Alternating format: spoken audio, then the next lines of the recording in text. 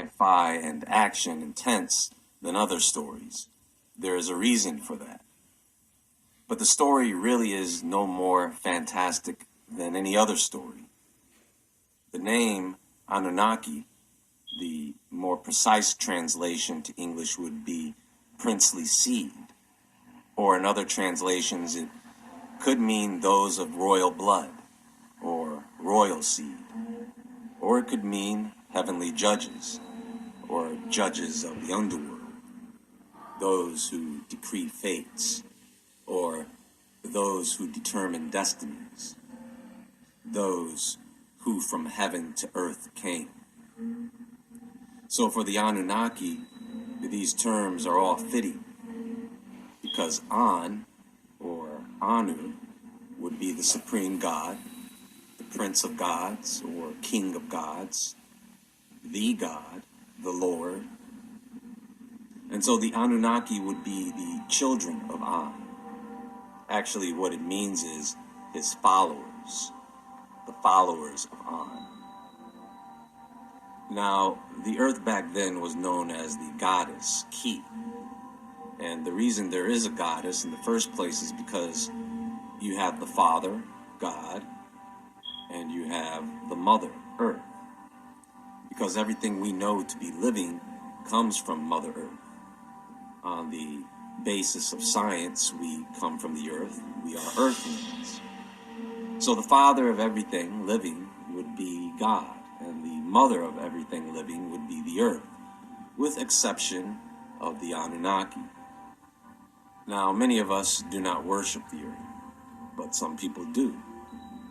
Although many people who do worship the earth before they worship God. It's like doing everything your mother tells you to do, but not what your father tells you to do. So, we are not the Anunnaki, folks. And in the ancient texts, it never says that we are. It doesn't say a lot of things. It never said they came from Nibiru, ever. Now, are some of us the descendants of the Anunnaki? That might be a different story.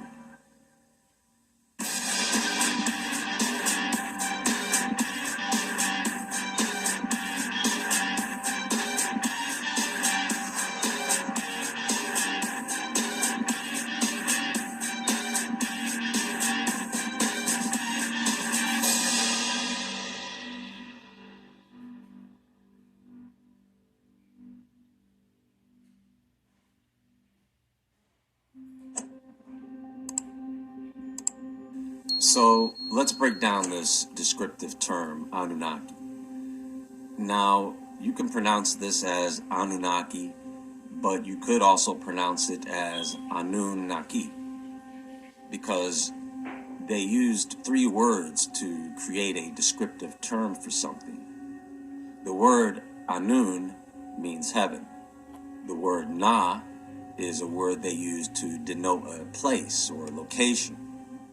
And then you have the word Ki, which I mentioned before means earth. So it's from heaven to earth. Anun Naki. Makes sense? The followers of An. Okay? Now, Zecharia Sitchin takes the Anunnaki and makes them out to be ancient astronauts. That is an interpretation, not a direct translation of the tablets. This is why you have the story of the Anunnaki as being aliens from the planet Nibiru, who came here and Mars to settle in a new home and mine gold in order to restore the atmosphere of their home planet. That is an interpretation. When they first started to piece together the hundreds of tablets and fragments of Sumerian mythology, for half a century they were copied and published.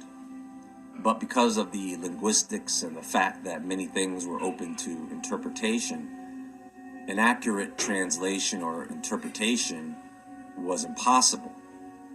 It took decades for the tablets and fragments to be studied in Istanbul and Philadelphia, and then copied for publishing. That was the 1940s. Then 3 decades went by before they could get enough contributions over time for any updated translation work.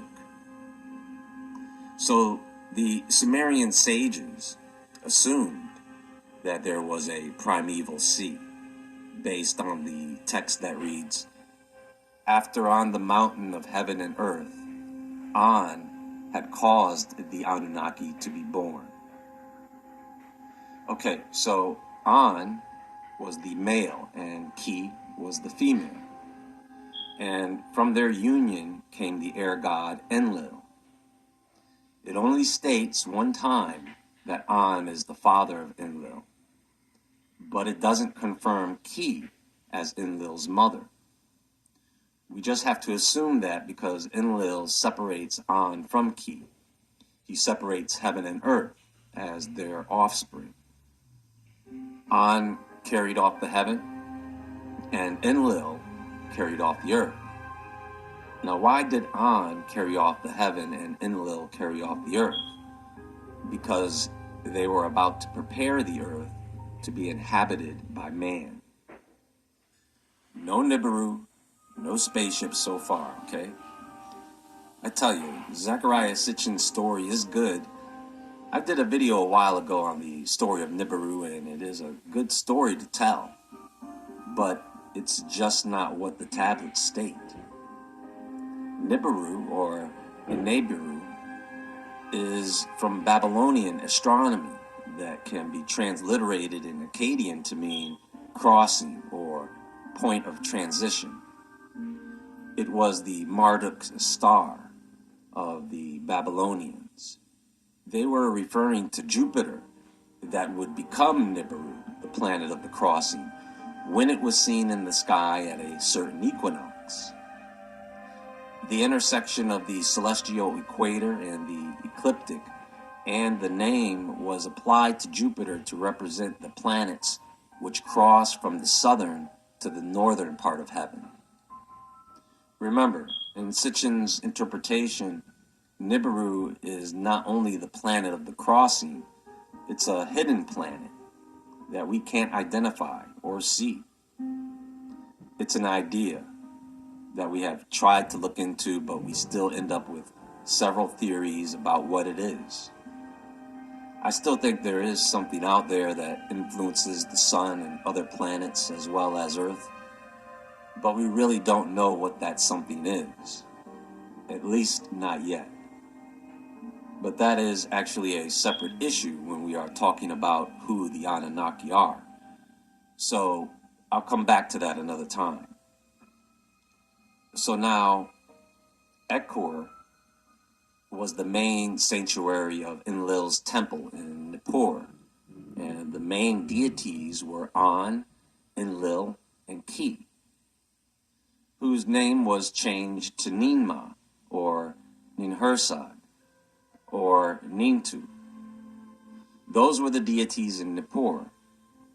Now, about 120 miles south of Nippur, in the city of Eridu, they had a deity named Ea, who they wanted to be positioned as the main deity.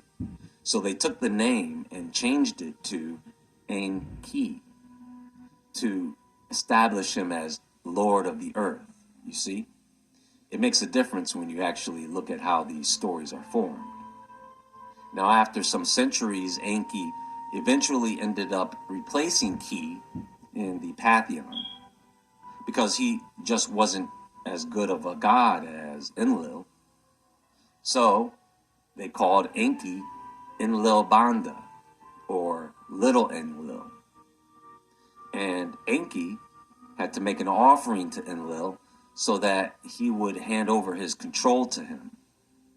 So Enlil was the one who gave man speech under one tongue. And because Enki was jealous of Enlil's position and power, Enki, the Lord defiant, the Prince defiant, the King defiant, Enki, the Lord of abundance, whose commands are trustworthy, the Lord of wisdom, who scans the land, the leader of the gods, the Lord of Eridu, endowed with wisdom, changed the speech in their mouths, put contention into the speech of man that until then had been one.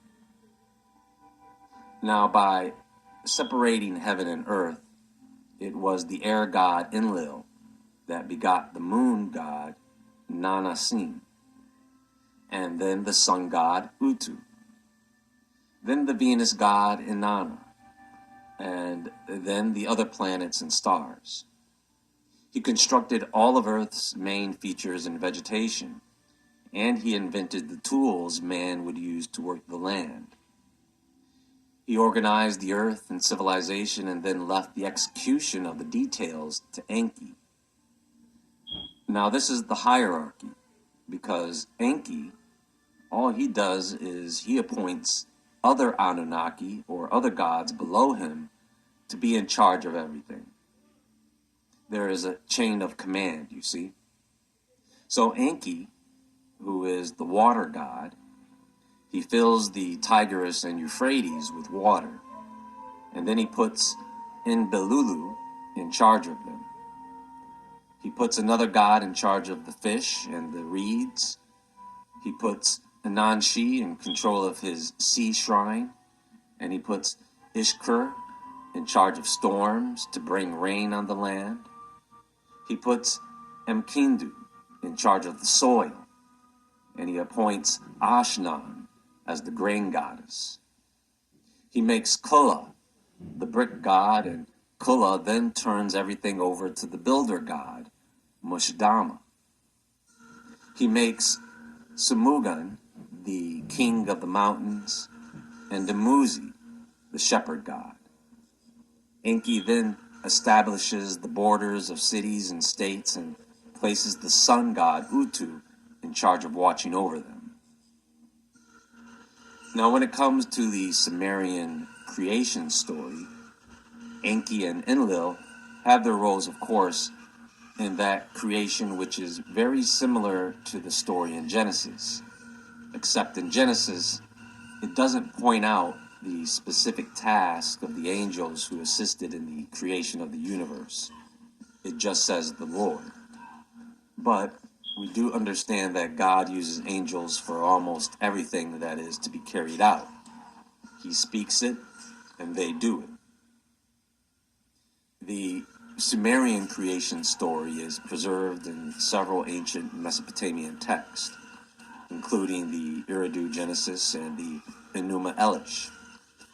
While these texts vary in their details and interpretations, they share common themes and motifs that outline the Sumerian cosmogony and the origins of the universe.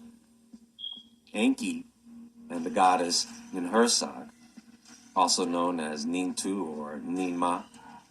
Remember, Ninma is the earth, and Ninma and Enki collaborate to fashion humans out of clay and divine essence. These humans are created to serve the gods and participate in the divine plan for the universe. After on the mountain of heaven and earth, An had caused the Anunnaki to be born.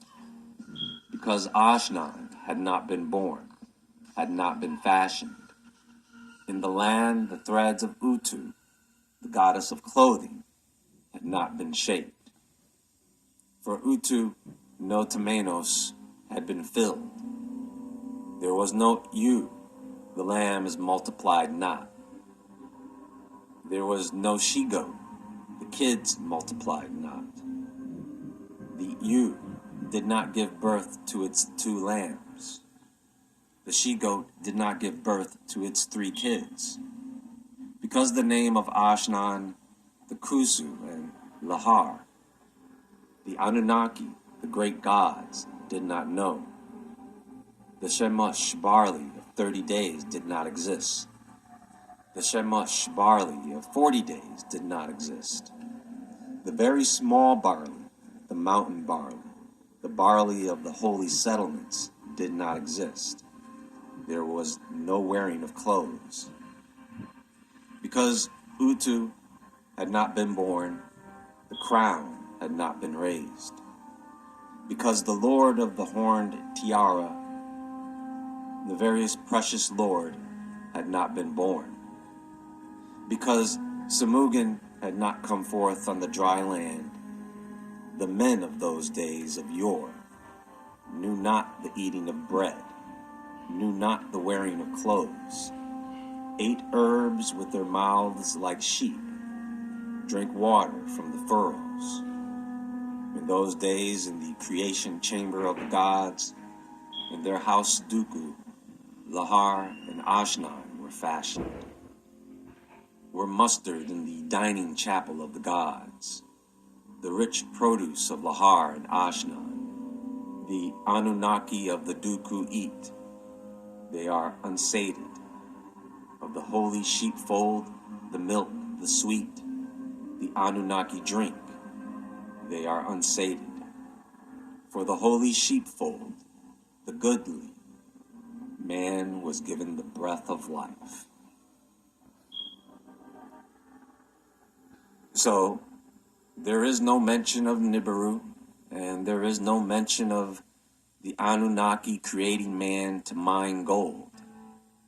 Ninma, with the help of Enki, creates several different versions of man, and there exists another version where Enlil, well, the earth produced mankind.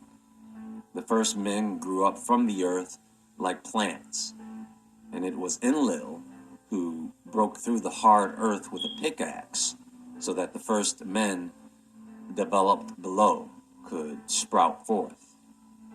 So there is not one single creation myth when it comes to those civilizations at that time, but we'll get into the creation myths of man and what happened after that in another video.